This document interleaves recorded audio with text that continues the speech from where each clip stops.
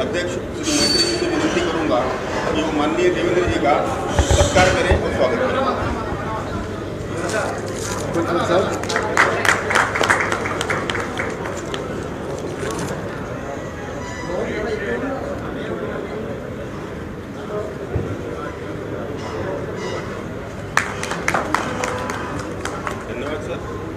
साथ ही मैं मैत्री जी से विनती करूंगा कि भावी मंत्री बावनकुले साहब का भी स्वागत करेंगे पुष्पगुच्छ से। सर इसके बाद मैं मेंटर साहब से विनती करूंगा कि वो शुरुआत में 2 शब्द देवेंद्र जी के स्वागत पर करें। दोस्तों, ये बैठ के करो ना। बैठ जिस जगह पे हम लोग बैठे हैं ये देवेंद्र जी की कृपा है। तो उनको यहाँ आना मतलब उनके घर में आना। तो जब दोबारा डेफेक्टो सीएम, मैं तो डेप्टी सीएम नहीं कहूँगा, डेफेक्टो सीएम बने तो वो अपने घर में ही आए। तो अपने घर में ही आपको स्वागत हम कर रहे हैं। देवेंद्र जी के पीरियड में नागपुर का जो विकास हुआ था सब लोग जानते हैं और मुझे उम्मीद है उस प्रकार का डेवलपमेंट आप लोग आने वाले दिन में देखेंगे। मैं तमाम पत्रकार की तरफ से आपको यहाँ स्वागत करता हूँ। मैं सिर्फ 2-3 चीज़ कहूँगा कि सर हमारे यहाँ गेस्ट है, we are the host, sir guest है, इसीलिए बातचीत एक ही आदमी पहले सवाल करेगा। अगर मान लीजिए कि वो सवाल हमको जच नहीं रहेगा तो मैं उसको रोक भी सकता हूँ। तो वो गरिमा आप लोग मेंटेन करेंगे, ऐसा आप लोगों से उम्मीद है। Thank you. आप प्लीज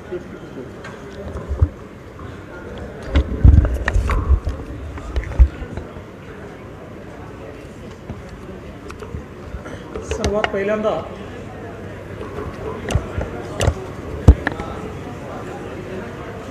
मी प्रेस क्लबचं अतिशय मनापासून आभार मानतो। राज्यामध्ये नवीन सरकार आल्यानंतर आणि उपमुख्यमंत्री पदाचा कार्यभार स्वीकारल्यानंतर सर्वात पहिलं निमंत्रण, अरे आवाज कमी ठेव रे बाबा,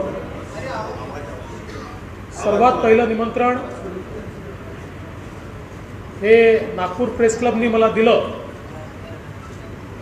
आणि दादांना तर एवढा कॉन्फिडन्स होता की मी बनणारच आहे, त्यामुळे त्यांनी माझं ॲडव्हान्स बुकिंगच करून ठेवलं की पहिली मीट द प्रेस नागपूर में ही करना आहे।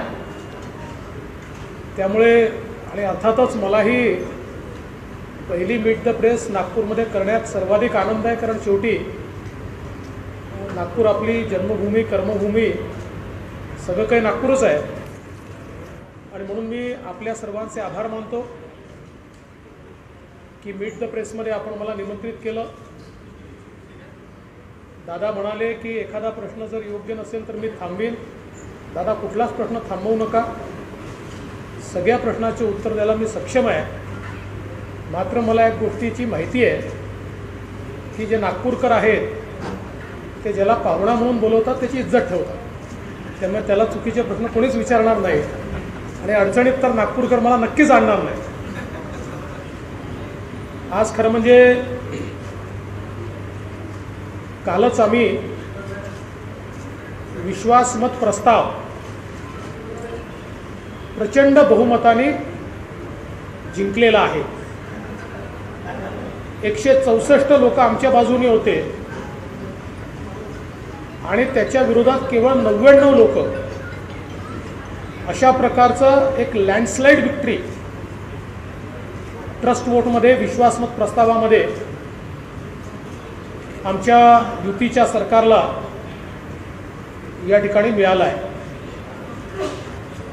खरं तर महाराष्ट्रामध्ये 2019ला जनतेनं भारतीय जनता पार्टी, शिवसेना युतीला मॅन्डेट दिलं, पण आमचं मॅन्डेट हे छद्मीपणे पळवून नेण्यात आलं आणि एक अनैसर्गिक अशा प्रकारचं अलायन्स तयार झालं। हे अलायन्स जेव्हा तयार झालं त्याच वेळी मी सांगितलं होतं की असं अलायन्स फार काळ काही या ठिकाणी चालत नाही, परंतु मला या गोष्टीचा कुठलाही खेद नव्हता की मला मुख्यमंत्री होता आलं नाही. सरकार न आल्याचं दुःख याकरता होतं की आलेल्या सरकारने महाराष्ट्राच्या विकासाच्या गतीला पूर्णपणे आडकाठी लावून रोड ब्लॉक्स तयार केले.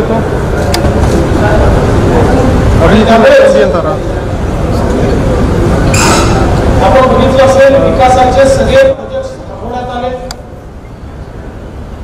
शेतकरी हिताचे प्रोजेक्ट थांबवण्यात आले,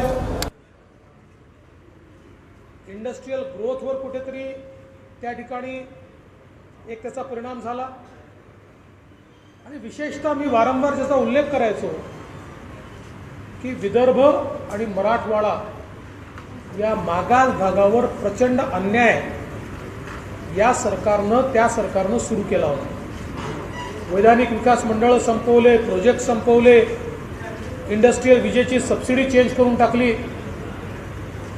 आणि म्हणून मला सरकार गेल्याचं, मुख्यमंत्री पद गेल्याचं दुःख नव्हतं, पण माननीय मोदीजींच्या 5 ट्रिलियन इकॉनॉमीमध्ये 1 ट्रिलियन इकॉनॉमी बनवून महाराष्ट्र जे कॉन्ट्रीब्युशन देऊ शकला असता आणि सामान्यांची स्वप्न पूर्ण करू शकला असता, तो महाराष्ट्र कुठेतरी थांबला याचं दुःख मला रोज असायचं. आणि म्हणूनच आपण बघितलं की एक सक्षम विरोधी पक्षनेता म्हणून मी 2.5 वर्ष काम केलं. कोरोनाच्या काळात देखील एकही दिवस घरी बसलो नाही. प्रत्येक जिल्ह्यामध्ये, जिल्हा रुग्णालयामध्ये, ICUमध्ये त्या ठिकाणी जाऊन जीवाची पर्वा न करता लोकांना सुविधा मिळाली पाहिजे हा प्रयत्न केला. मला देखील कोरोना झाला. कोरोना झाल्यानंतर त्यावेळेस मी घोषित केलं होतं की मी सरकारी हॉस्पिटलमध्येच त्या ठिकाणी ॲडमिट होईल, कारण जर सामान्य माणूस सरकारी हॉस्पिटलला ॲडमिट होऊन बरा होतो तर आम्ही काय उदाहरण त्याच्यासमोर ठेवणार आहोत. आणि म्हणून मी सरकारी हॉस्पिटलला ॲडमिट झालो, कोरोनातनं बरा झालो. बरा झाल्यानंतर 7व्या दिवशी बाहेर पडलो, पुन्हा महाराष्ट्राचा दौरा केला. आणि म्हणून सक्षम विरोधी पक्षनेता म्हणून काम करत असताना या सरकारमधला आंतरविरोध हा रोज मला दिसत होता. विशेषतः शिवसेनेमध्ये ही दिसत होती. सरकार बनलं होतं, मंत्री बनले होते, पण रोज त्यांच्यासमोर हा प्रश्न असायचा,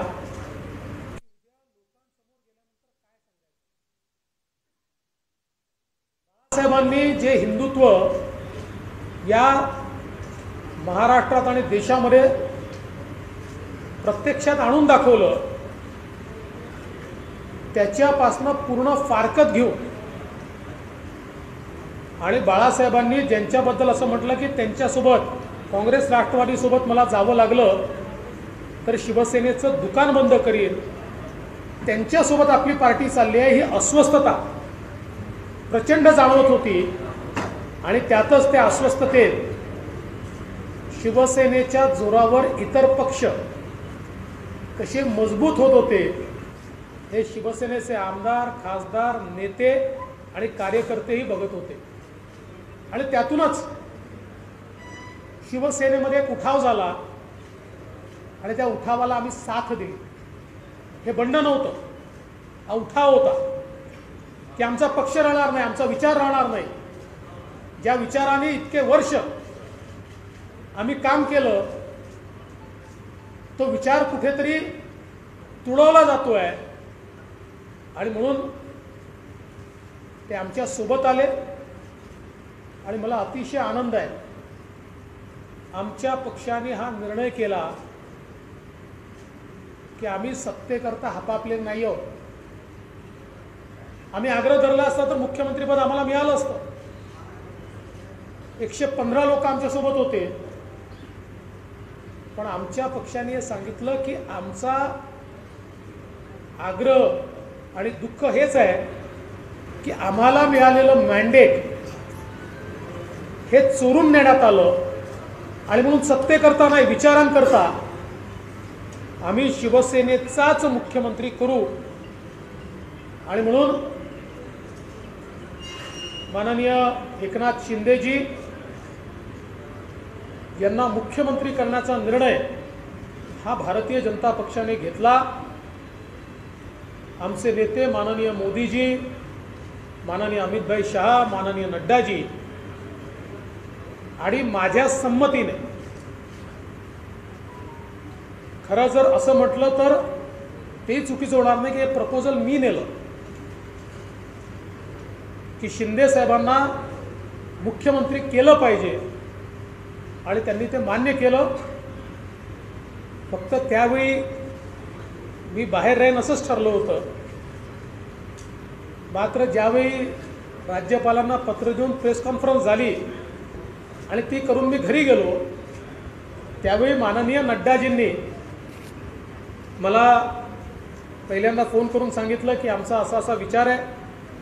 अमितभाई बोलले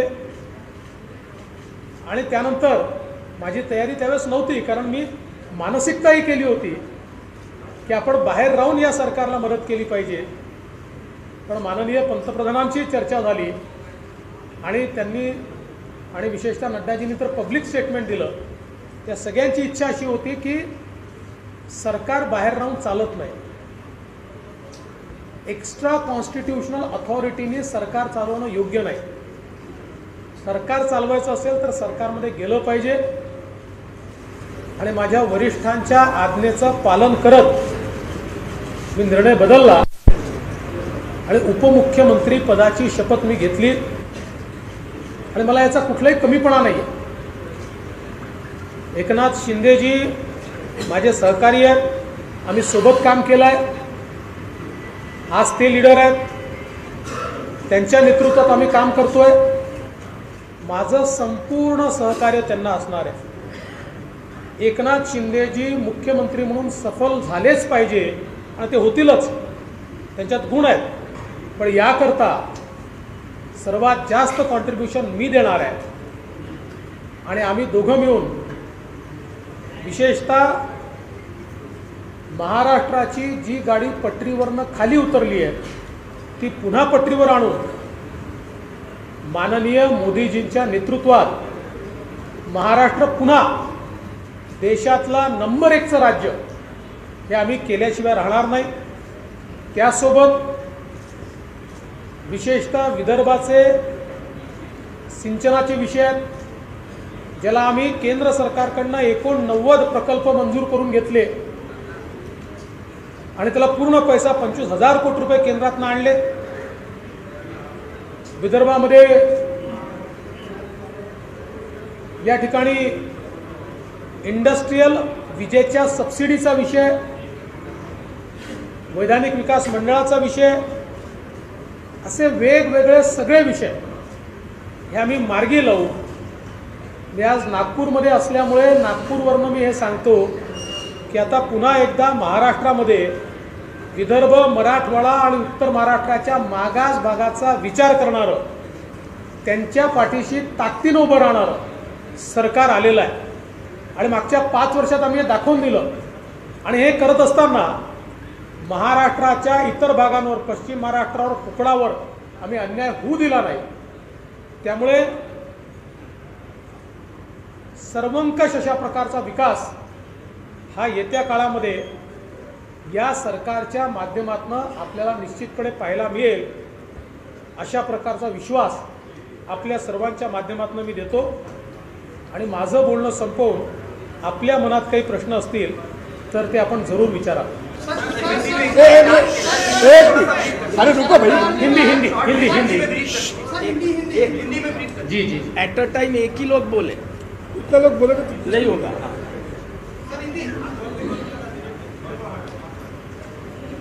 मैं प्रेस क्लब का बहुत आभार व्यक्त करता हूं कि प्रेस क्लब ने सबसे पहले मुझे नागपुर में, मेरे अपने शहर में मीट द प्रेस के लिए बुलाया और आप सभी का आभार व्यक्त करता हूं कि आप सभी ने पिछले समय भी बहुत प्यार दिया और आगे भी आपका ऐसा ही सहकार्य मिलेगा, ये मेरा विश्वास है। आज महाराष्ट्र में फिर एक बार युति की सरकार हमने स्थापित की है। एकनाथ शिंदे जी हमारे मुख्यमंत्री है, मैंने उप मुख्यमंत्री की शपथ ली है और कल हमारी सरकार ने एक लैंडस्लाइड विक्ट्री, ये विश्वास मत प्राप्त करते हुए की है।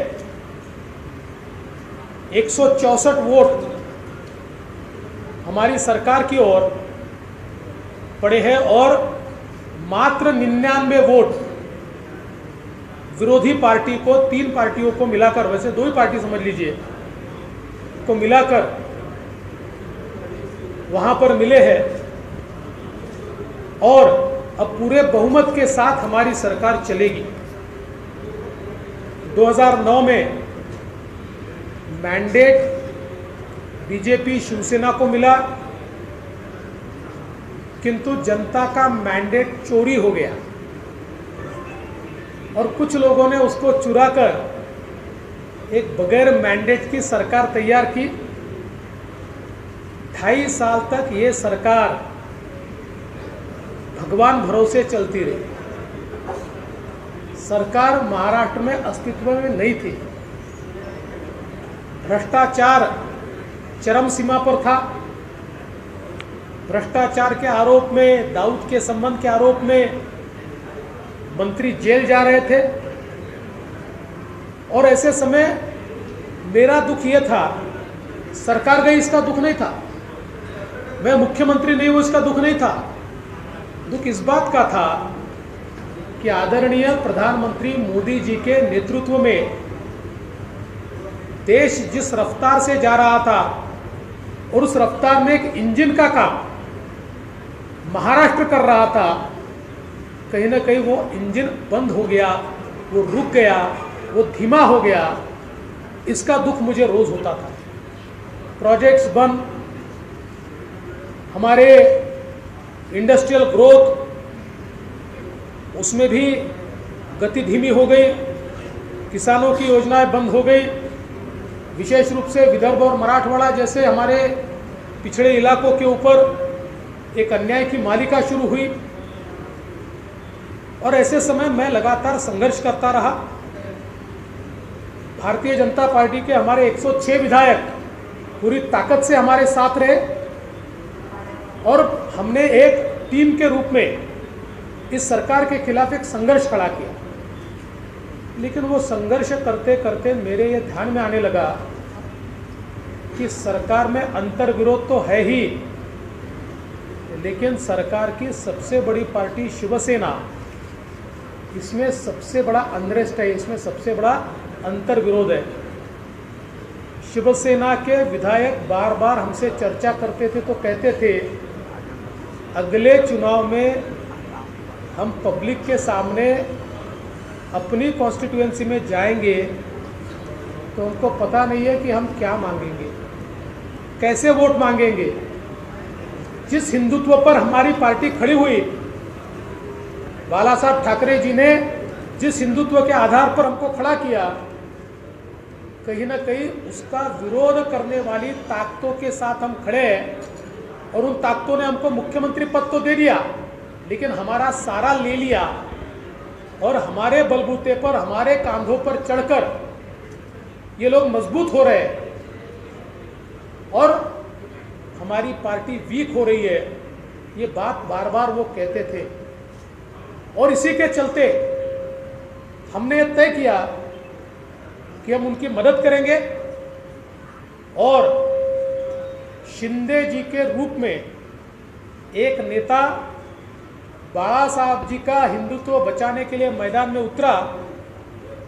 40 लोग उनके साथ शिवसेना से और 10 इंडिपेंडेंस, 50 लोगों का ग्रुप तैयार हुआ तो भारतीय जनता पार्टी ने उनको पूरा समर्थन दिया।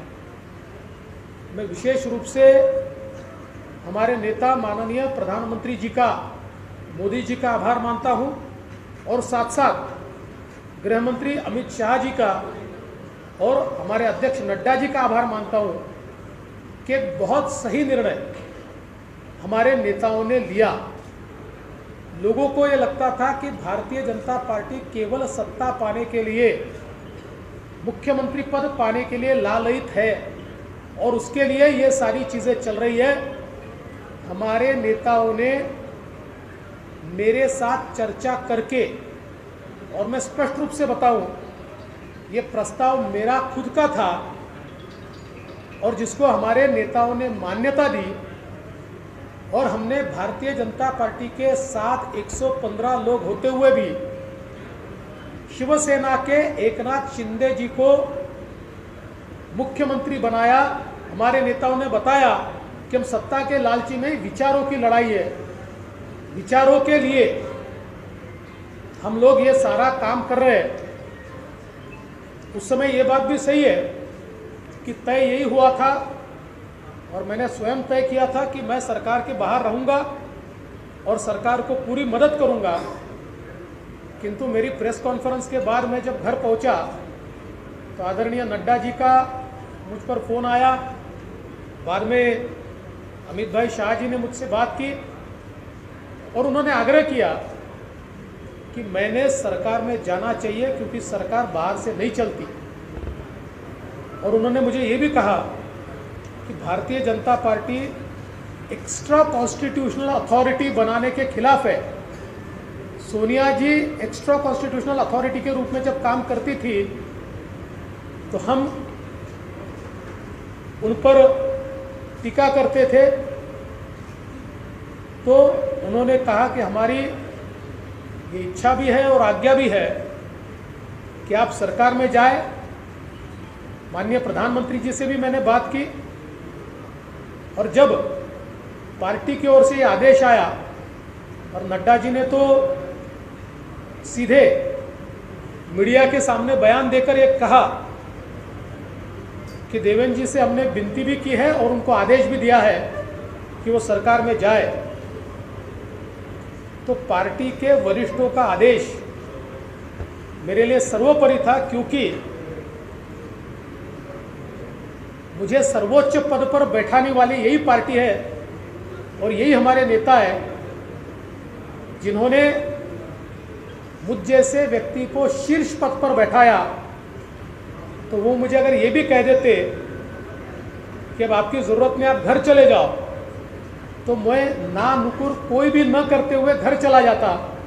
किंतु उन्होंने तो मेरा सम्मान करने की सोची और कहा कि पार्टी को आप ही लीड कर सकते हो और इसलिए आप डिप्टी सीएम की शपथ लो।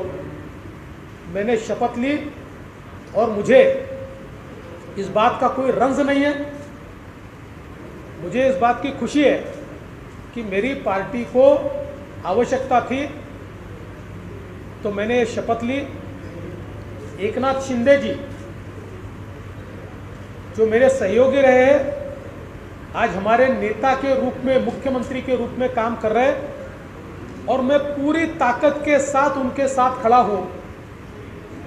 वो यशस्वी होंगे और उनके यश में मेरी भी एक बड़ी भागीदारी होगी। ये सारा जो हम लोगों ने यहाँ पर काम किया, इसमें विशेष उल्लेख मैं करना चाहता हूँ। प्रधानमंत्री जी का तो आशीर्वाद था, नड्डा जी तो हमारे अध्यक्ष है ही, लेकिन विशेष रूप से इसमें हमारे साथ पूरे तरीके से, वैसे तो हमसे वो बड़े हैं लेकिन फिर भी मैं ये कह सकता हूँ कंधे से कंधा मिलाकर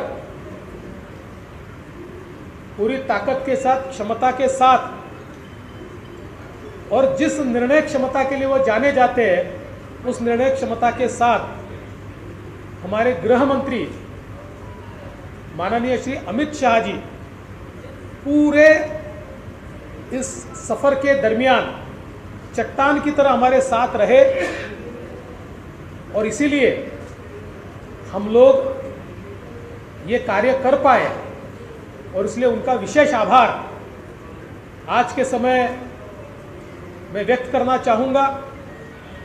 वैसे चीज़ें तो बहुत हैं कभी फुर्सत में पूरी स्टोरी भी आपको बताएंगे, अभी वो समय नहीं है। किंतु मुझे लगता है कि एक सफलता के साथ सरकार बनी है। ये सरकार 2.5 साल पूरी चलेगी, पूरी 2.5 साल ये सरकार चलेगी और नए सिरे से वापस मैंडेट लेकर चुनकर आएगी। इस विश्वास के साथ मैं आप सभी लोगों का बहुत बहुत आभार व्यक्त करता हूँ।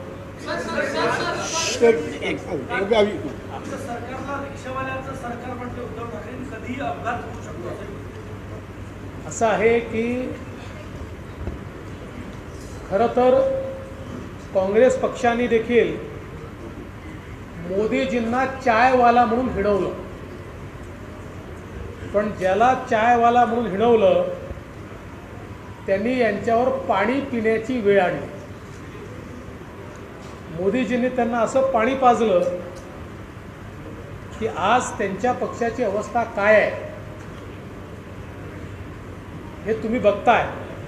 आणि जर आम्ही रिक्षेवाले असू तर आम्हाला अभिमान आहे, आम्ही पान टपरीवाले असू आम्हाला अभिमान आहे, आम्ही चहा टपरीवाले असू आम्हाला अभिमान आहे, आम्ही रस्त्यावरचे विक्रेते असू आम्हाला अभिमान आहे।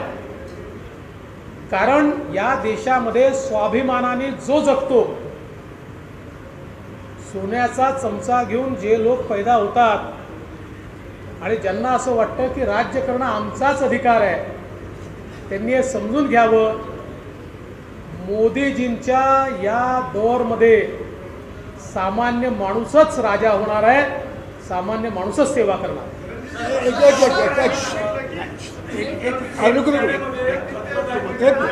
असं आहे की दादा सांगतील त्यांनी प्रश्न विचारले।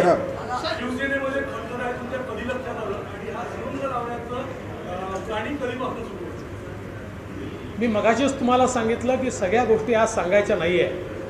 ही एक सस्पेन्स फिल्म आहे, ही लवकरच पूर्ण आपल्याकडे येईल। पण एवढंच सांगतो, ही खतखत पहिल्या 2 महिन्यातच माझ्या लक्षात आली आणि मी त्याच्यावर नजर ठेवून होतो। आणि योग्य वेळी योग्य गोष्टी करणं यालाच राजकारण म्हणतात। सर, शरद पवार ने कहा 6 महीने के ऊपर सरकार चलेगी। भैया वो तो बोल दिया मैंने। ऐसा मी निवेदन करतो, पहिले मराठी घ्या मग हिंदी घ्या। काल मुख्यमंत्री आज माजी मुख्यमंत्री म्हणाले की काल तुम्ही ज्या पद्धतीनं माईक घेतला होता, पुढे एकनाथ शिंदे यांचं तुम्ही काय काय खेचणार हे पाहावं लागेल। मला असं वाटतं ते कशाच्या संदर्भात बोलले तर मला माहिती नाही, पण ते जर शिंदेजी आणि आम्ही ज्यावेळी विश्वासमत जिंकलो त्यावेळी हो मीच पहिल्यांदा बोलायला उभा राहिलो। उद्धवजी फार काळ काही अधिवेशनात आले नाही, त्यांचा दोष नाही आहे, पण जेव्हा मुख्यमंत्री विश्वासमत जिंकतात त्यावेळी पहिलं भाषण ते करत नाही, ते आभाराचं भाषण करतात आणि सगळे लोक अभिनंदनाचं भाषण करतात। उपमुख्यमंत्री म्हणून माझी जबाबदारी होती की पहिलं अभिनंदनाचं भाषण मी केलं पाहिजे, ती प्रथा परंपरा आहे। त्यामुळे मी त्या ठिकाणी ते भाषण केलं। एवढंच सांगतो, आमची चिंता करू नका, आम्ही एकमेकाला देणार आहोत, एकमेकाकडनं घेणार नाही। कल्पना एक कल्पना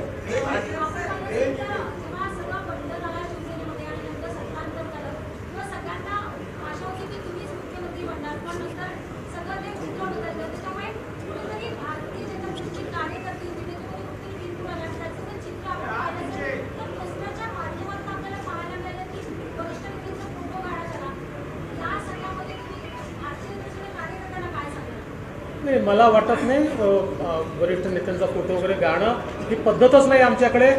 आम्ही जे काही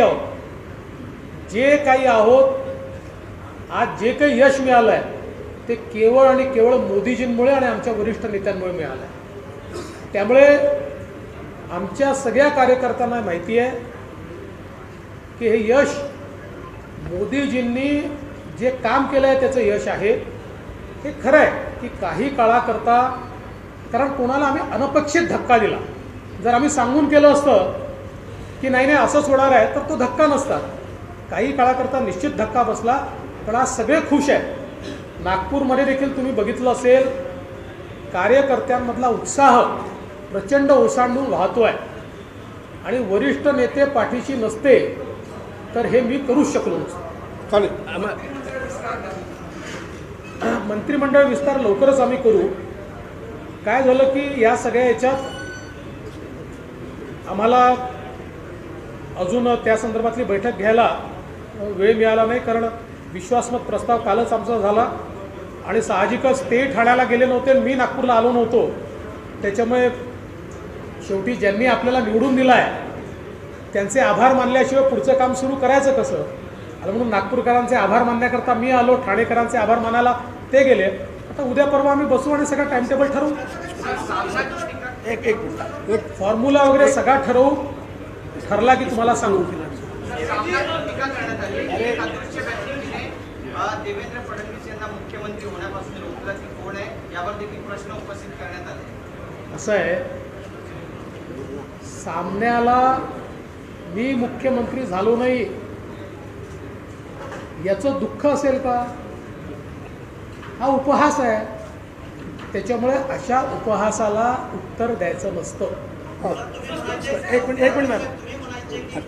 महाविकास आघाडी सरकार महाभ्रष्ट महावसुली सरकार त्यातीलच तुम्ही 9 मंत्री तुम्ही आपल्या सरकारमध्ये घेतले, त्यामधील 2 आमदारांवर ईडीची कारवाई आहे. कसं पाहता तुम्ही?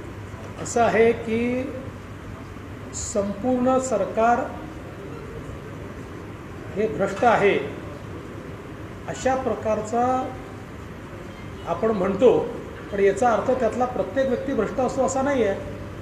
शेवटी सरकार एक सामूहिक आहे आणि ज्यावेळेस या सामूहिक प्रक्रियेमध्ये भ्रष्टाचार दिसतो त्यावेळेस आपण सरकारवर आरोप करतो. तसे स्कॅम झाले आणि त्या स्कॅमच्या माध्यमातून आपल्याला बघायला मिळालं 2 मंत्री जेलमध्ये गेले. त्याच्यामुळे मला असं वाटतं की जे लोक आमच्यासोबत आले आहेत ते चांगलंच वागतील आणि शेवटी हे काम प्रमुखाचं असतं. मी सरकार चालवलं आहे, प्रमुखाने ठरवलं तर सरकार पारदर्शी चालतं आणि प्रमुखांनी ढील दिली तर सरकार भ्रष्टाचार करतं. रवी एक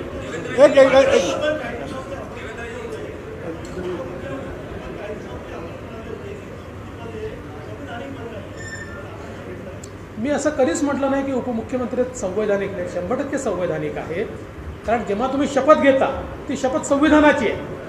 मी एवढंच सांगितलं आणि आजही सांगतो की मुख्यमंत्री हाच प्रमुख असतो. उपमुख्यमंत्र्यांनी आपण पॅरलल मुख्यमंत्री असं कधी समजू नये. तो पॅरलल मुख्यमंत्री नाही आहे. आमचे प्रमुख एकनाथ शिंदेच आहेत आणि मी उपमुख्यमंत्रीच आहे. हे सत्य मला माहिती पाहिजे. हां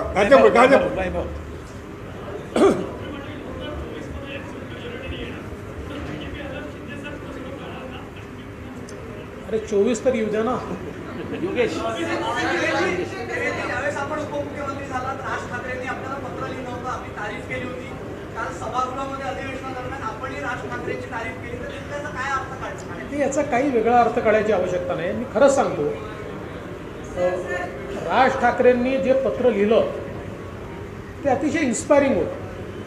बघा, एखादं राजकारणामध्ये कधी आम्ही सोबत असू, कधी विरोधात असू, कधी विचार मिळतील, कधी मिळणार नाही, पण दिलदारपणे जर एखादा नेता असं पत्र लिहितो आणि अशा परिस्थितीमध्ये की ज्यावेळेस एक महत्त्वाचा निर्णय तुम्ही घेतला आहे आणि त्यावेळेस त्या पत्रामुळे जर तुम्हाला एक प्रेरणा मिळत असेल तर मला असं वाटतं की ते जे शब्द होते, म्हणजे मी खरोखर फोन करून राज ठाकरेंना सांगितलं, म्हटलं 1 दिवस झाला मी त्याला उत्तर लिहायचा प्रयत्न करतो आहे, पण मला तुमच्यासारखे शब्द सापडत नाही आहेत.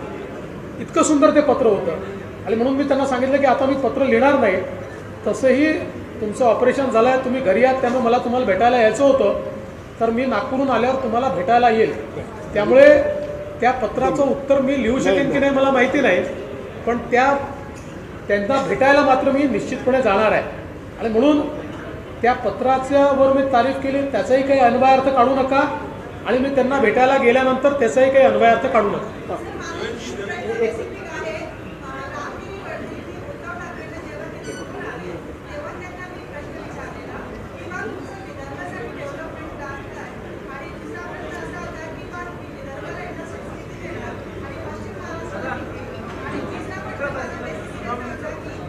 इसके बाद नहीं, इसके बाद वो करेंगे इसके बाद। आमच्या तर अजेंड्यावरच विदर्भ आहे, गेल्या 5 वर्षात तुम्ही बघितलं आहे। त्यामुळे महाराष्ट्राचा विकास तोपर्यंत पूर्ण होऊ शकत नाही जोपर्यंत विदर्भाचा, मराठवाड्याचा, मागास भागाचा विकास होत नाही। आणि म्हणून आमचा अजेंडा मागास भागाच्या विकासाचाच असणार आहे, हे मी स्पष्टपणे सांगतो। अरे रुको ना,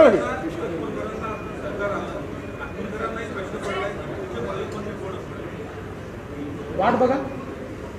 गजर राष्ट्रीय राजनीति में आपका वर्चस्व है, इसलिए सवाल बेहद महत्वपूर्ण हो जाता है कि मध्य प्रदेश और महाराष्ट्र में ऑपरेशन लोटस सफल हुआ, नेक्स्ट बीजेपी का टारगेट क्या रहने वाला है? देखिए, कोई ऑपरेशन लोटस वगैरह की बात नहीं थी। एक अंतर्विरोध की सरकार थी, लोग प्रताड़ित थे, हमने उनका साथ दिया। हम कोई टारगेट करके एक एक राज्य इस प्रकार से उसकी सरकार पलटने, ऐसा भारतीय जनता पार्टी का मत नहीं। राजस्थान में भी नाराज हो ओके गजर गजर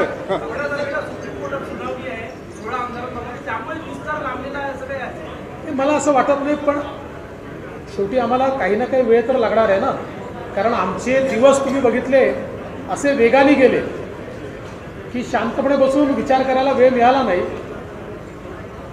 सरकार बनवल्यानंतर कोणाला मंत्री बनवायचं, कुठली खाती द्यायची, शांतपणे विचार करून ठरवण्याचा हा विषय आहे आणि म्हणून तो लवकरच आम्ही पूर्ण करू। मुकेश मुकेश मुकेश मुकेश म्हटलं की शिवसेनेला तुम्ही वाचवलेलं आहे, पण पुढे ते टीका होत आहे की शिवसेनेला संपवण्याचा गरज आहे, सरप्रायझिंग आणखी राहतील की बंद करायची? असं आहे, शिवसेना म्हणजे काय?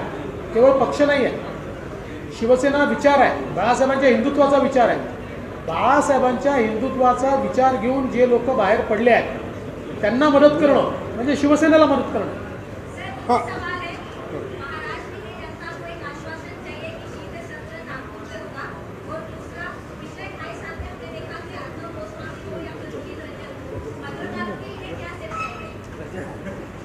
देखिए, पहली बात तो यह है कि शीत सत्र नागपुर में ही होगा, चाहे कुछ भी हो जाए, नागपुर में ही होगा।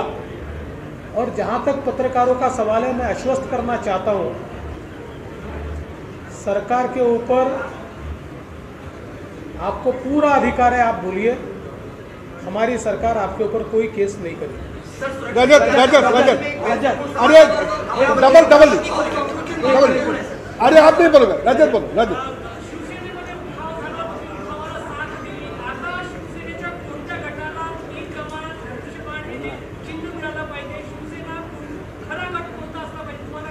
असं आहे की विचाराने जी शिवसेना आहे, बाळासाहेबांच्या विचारावर ठामपणे उभी राहिलेली शिवसेना ही एकनाथ शिंदेची आहे। उद्धवजी निश्चित बाळासाहेबांचे सुपुत्र आहेत, त्यामुळे पारिवारिक वारसा उद्धवजींकडेच आहे, पण त्याचवेळी केवळ पारिवारिक नाही, वैचारिक वारसा देखील असतो आणि तो वैचारिक वारसा घेऊन एकनाथ शिंदे निघाले आहेत। अर्थात या संदर्भात कुठलेही भविष्य मी सांगणार नाही आणि कुठले स्टेटमेंट मी करणार नाही। महेश महेश महेश महेश अरे नहीं ये है तो बोल एक मिनट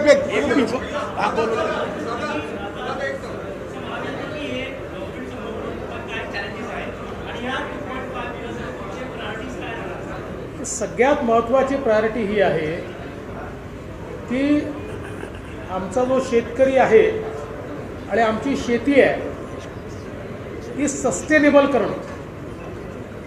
त्याकरता मागच्या काळात खूप योजना आम्ही सुरू केल्या होत्या। नानाजी देशमुख कृषी समृद्धी योजना असेल, स्मार्ट योजना असेल 10,000 गावांमधली, सोलर फीडरची योजना असेल, 90% अनुदानाची योजना असेल, या वेगवेगळ्या योजनांच्या माध्यमातून क्लायमेट रेझिलियंट शेती, निसर्गाच्या कोपामुळे शेतीचं जे नुकसान होतं त्यातनं शेतीला कसं वाचवायचं या संदर्भातले अनेक उपाय सुरू केले होते। जलयुक्त शिवारसारखी योजना सुरू केली होती, हे सगळं बंद झालं आहे, हे पुन्हा सुरू करायचं आहे आणि त्याचसोबत इन्फ्रास्ट्रक्चर लेड ग्रोथ, पायाभूत सुविधांच्या माध्यमातून आर्थिक विकास हे जे सूत्र जगाने स्वीकारलेलं आहे त्याच सूत्रावर पुन्हा एकदा आमचं सरकार काम करेल आणि 12 बलुतेदार आणि शेवटचा माणूस डोक्यात ठेवून हे सरकार काम करेल. महेश अरे इसके बाद बोलो महेश नंतर तू महेश नंतर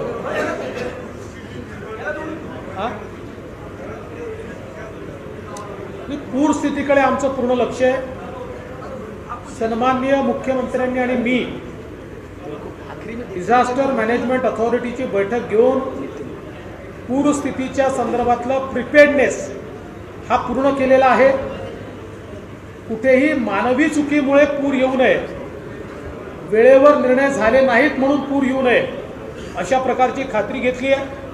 कालही रात्री वशिष्ठी नदीला ज्यावेळेस पूर आला होता, मी रात्री 1 वाजेपर्यंत सातत्याने कलेक्टरच्या संपर्कात होतो. 1 वाजता कलेक्टरने जेव्हा मला सांगितलं की आता पूर पातळीच्या खूप खाली आपण 4.5 मीटरवर गेलो आहे, त्यावेळेसच मी फॉलोअप सोडला.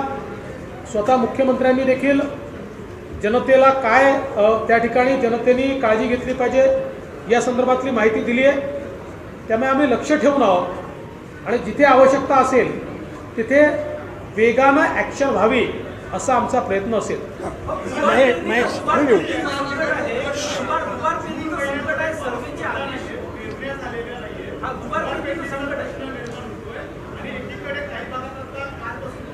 आज प्रश्न आहे का तुझा? एक प्रश्न आहे. हा बोल. असं आहे की अजून दुबार पेरणीची वेळ आली आहे असा स्पष्ट रिपोर्ट आलेला नाही, कारण शेतकरीही आता हुशार झालेले आहेत. अलीकडच्या काळात पाऊस उशिरा येतो याची माहिती घेऊन पूर्वीसारखी धूळ पेरणी, ठरलेल्या वेळेतच पेरणी असं न करता मुळात पावसाचा कल पाहूनही शेतकरी या ठिकाणी पेरण्या करतात. तथापि काही ठिकाणी असं झालेलं असण्याची शक्यता आहे आणि म्हणून जरूर त्याचा रिपोर्ट आम्ही घेऊ. आत्ता दुबार पेरणीची वेळ आलीच तरी बियाण्यांची उपलब्धता आपण ठेवली पाहिजे अशा प्रकारचे आदेश आम्ही ऑलरेडी दिलेले आहेत. एक पाठक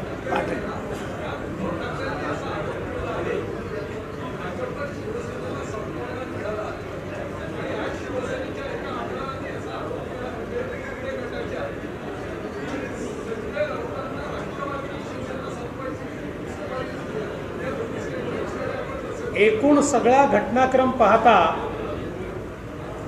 शिवसेनेची परिस्थिती कोणी केली हे 40 आमदारांनी वारंवार सांगितलं आहे. कालच्याही सभागृहामध्ये गुलाबराव पाटील असतील किंवा स्वतः मुख्यमंत्री एकनाथराव शिंदे असतील, कोणीही वेळ आमच्यावर आणली हे त्यांनी स्पष्टपणे सांगितलेलं आहे. त्यामुळे कोण शिवसेना संपवता आहे हे अजूनही जर माननीय उद्धवजींच्या लक्षात येत नसेल तर मला असं वाटतं की मग ईश्वरच मालक आहे. एक मिनिट नितीन बोल ना. नितीन माझा एक प्रश्न आहे. सर्वप्रथम तर तुमचं अभिनंदन, कारण उपमुख्यमंत्री बनले.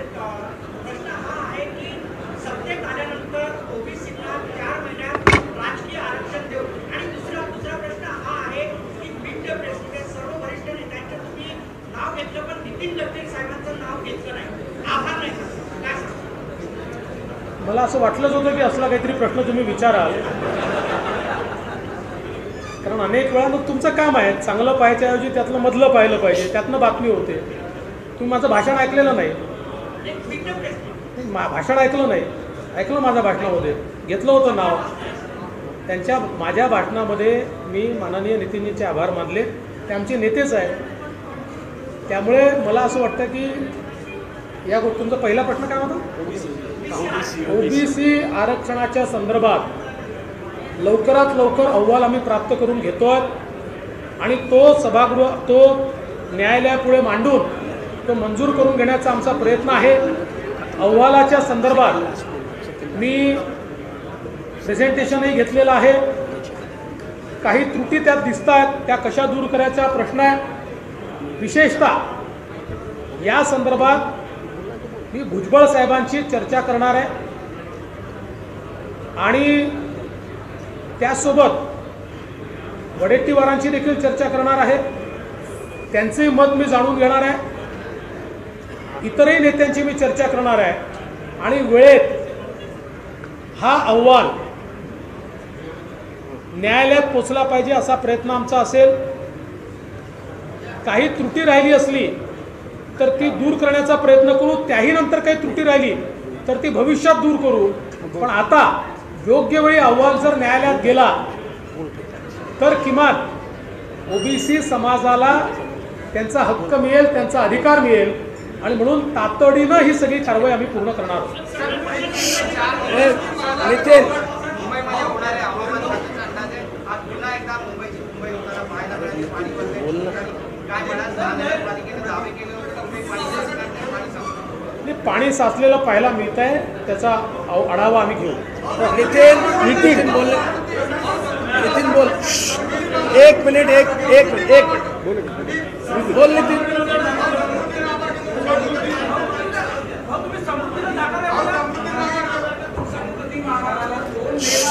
एक मिनिट अतुल, एक मिनिट. हा नितीन बोल.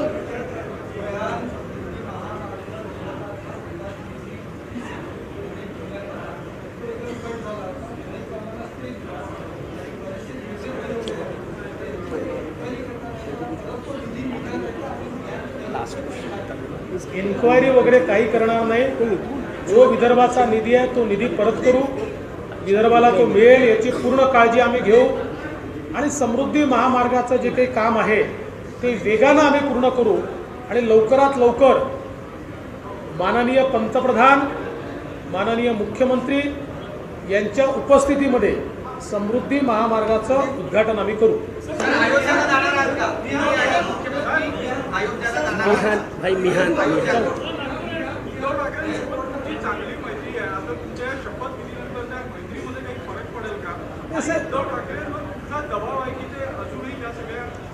मला हे माहीत नाही. व्यक्तिगतरित्या मी उद्धवजींचा आदर करतो. ते ज्येष्ठही आहेत, ते मित्रही आहेत आणि व्यक्तिगत संबंधांमध्ये काही फार ताणतणाव येण्याचं कारण नाही आहे. त्यांची आणि आमची पॉलिटिकल भूमिका आता वेगळी होती. बोल.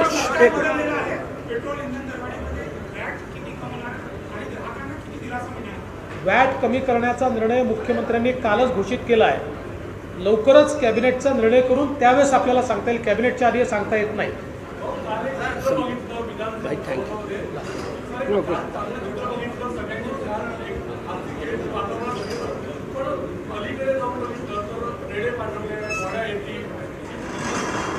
मला असं वाटतं की एका व्यक्तीने, ती व्यक्ती कोण आहे आपल्याला माहिती आहे, एका व्यक्तीने महाराष्ट्रातलं राजकारण कलुषित केलं, प्रदूषित केलं आणि महाराष्ट्राच्या राजकारणातला सुसंस्कृतपणा हा पूर्णपणे खड्ड्यात टाकला. मला असं वाटतं त्याच व्यक्तीने आत्मचिंतन केलं पाहिजे.